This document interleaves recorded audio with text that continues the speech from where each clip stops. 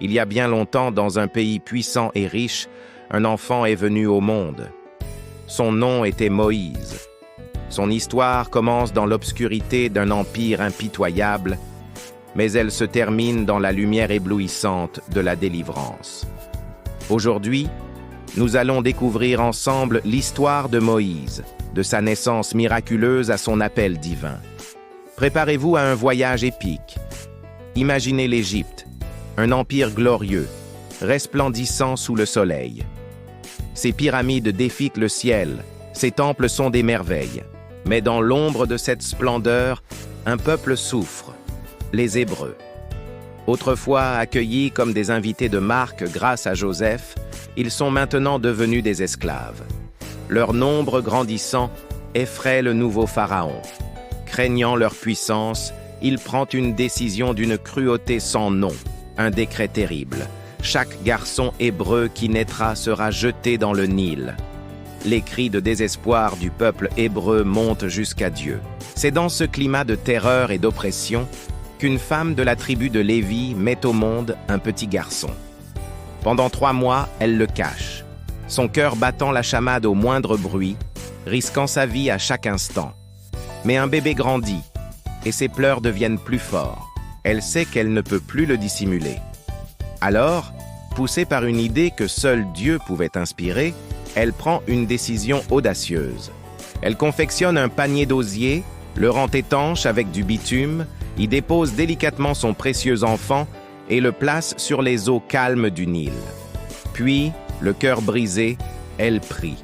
Ce jour-là, comme par un hasard qui n'en est pas un, la propre fille du pharaon descend au fleuve pour se baigner. Elle aperçoit le panier flottant parmi les roseaux. Piquée par la curiosité, elle demande à ses servantes de le lui apporter. Elle l'ouvre et découvre un bébé qui pleure. Son cœur est immédiatement touché de compassion. « C'est un enfant des Hébreux », murmure-t-elle. À ce moment précis, Myriam, la sœur du bébé, qui observait la scène de loin, s'avance courageusement. « Princesse, veux-tu que j'aille te chercher une nourrice parmi les femmes hébreux pour allaiter cet enfant pour toi ?» La princesse accepte. Et qui Myriam va-t-elle chercher? Sa propre mère. Sans le savoir, la fille du pharaon confie Moïse à celle qui lui a donné la vie. C'est elle qui l'élèvera durant ses premières années, lui transmettant l'histoire et la foi de son peuple. Quand il fut assez grand, sa mère le ramena à la fille du pharaon, qui l'adopta officiellement comme son fils. Elle lui donna un nom lourd de sens. « Je l'ai tiré des eaux, son nom sera Moïse. » Moïse grandit donc dans le luxe et l'opulence du palais royal. Il reçoit l'éducation la plus raffinée. Il apprend les sciences, les langues, la stratégie militaire et les coutumes des Égyptiens. Aux yeux de tous, c'est un prince d'Égypte. Mais au plus profond de son cœur, il n'a jamais oublié ses origines. Les récits de sa mère et la foi de son peuple résonnent en lui. Un feu, celui de la justice, brûle dans son âme. Un jour, alors qu'il est adulte, Moïse voit un contremaître égyptien frapper un esclave hébreu avec une violence insoutenable. Une colère bouillante monte en lui. Regardant autour de lui pour s'assurer que personne ne le voit, il intervient, tue l'Égyptien et enterre rapidement le corps dans le sable. Il pensait son secret bien gardé. Mais le lendemain, tout bascule. En voyant 2 Hébreux se battre, Moïse tente de les séparer. L'un d'eux, furieux, lui lance « Qui t'a établi chef et juge sur nous? Veux-tu me tuer comme tu as tué l'Égyptien hier ?» Le secret est éventé. La nouvelle parvient rapidement aux oreilles du pharaon qui, furieux de cette trahison, cherche à faire mourir Moïse. Le prince doit fuir pour sauver sa vie. Il s'enfuit d'Égypte, abandonnant son statut, sa richesse et tout ce qu'il a toujours connu. Après de longs jours d'une marche harassante à travers le désert, Moïse arrive dans une contrée lointaine, le pays de Madian. Épuisé, il s'assied près d'un puits. C'est là qu'il voit un groupe de bergers agressifs chasser 7 jeunes femmes qui tentaient de puiser de l'eau pour le troupeau de leur père. Le sens de la justice de Moïse, toujours aussi vif, reprend le dessus. Il se lève, prend leur défense, chasse les bergers et aide lui-même les jeunes femmes à abreuver leurs bêtes. Leur père, Jéthro, qui est le prêtre de Madian, est intrigué par l'arrivée précoce de ses filles. Apprenant ce que cet étranger a fait pour elles, il l'invite chez lui. Reconnaissant, il accueille Moïse dans sa famille et lui donne sa fille, Tsippora, pour épouse. C'est ainsi que le prince d'Égypte, l'homme le plus éduqué de son temps, devient un simple berger dans le désert. Le luxe du palais est remplacé par le silence des montagnes, le pouvoir par l'humilité du gardien de troupeau. Pendant ces longues années d'exil, en Égypte, rien n'a changé. Le peuple hébreu souffre toujours plus sous le joug de l'esclavage. Leurs cris de douleur montent sans cesse vers le ciel.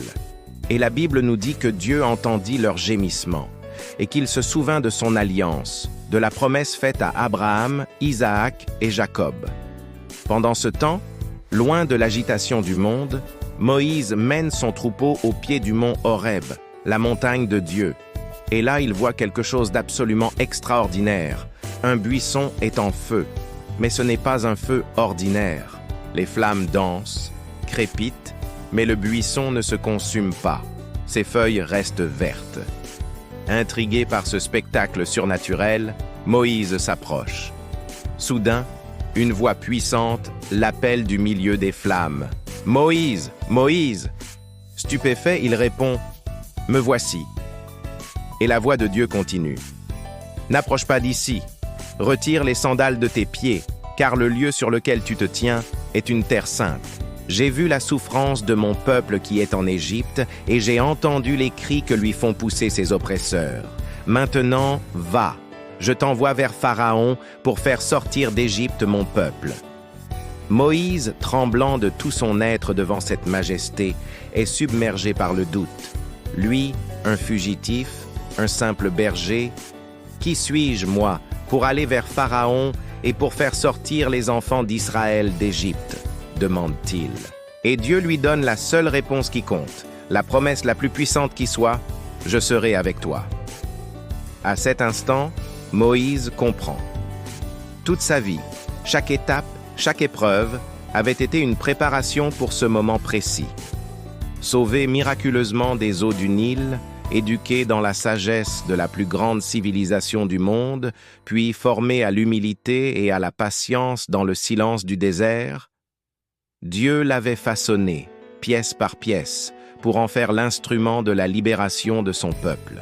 Et ainsi, Moïse, l'homme qui avait fui l'Égypte par peur, prend la route pour y retourner, non plus comme un prince ou un fugitif, mais comme le messager du Dieu Tout-Puissant. L'enfant qui était promis à la mort revenait comme le libérateur. L'histoire de Moïse nous enseigne une leçon intemporelle. Dieu agit souvent dans le silence, tissant sa toile dans les coulisses de nos vies. Ce que nous percevons comme un échec, une fuite ou une impasse, Dieu peut le transformer en un appel, en une formation nécessaire pour la mission qu'il nous réserve. Moïse, tiré des eaux, est devenu celui qui allait ouvrir les eaux pour sauver tout un peuple.